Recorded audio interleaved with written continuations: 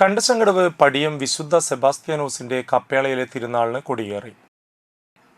ഫൊറോന വികാരി father Rafale ആക്കാമറ്റത്തിൽ കാർമ്മികനായി. ചൊവ്വാഴ്ച വൈകിട്ട് തിരുനാൾ കൊടിയേറ്റം, ലതീഞ്ഞ്, നൊവേന, നേർച്ച വിതരണം എന്നിവ നടത്തി.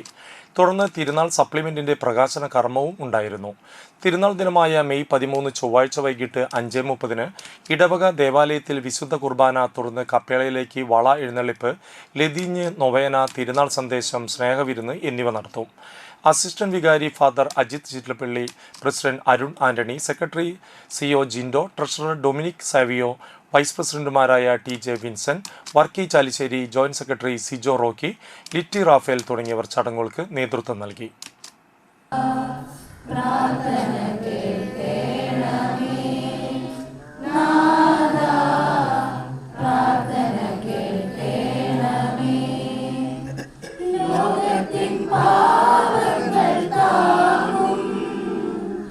ദൈവത്തിന്മേൽ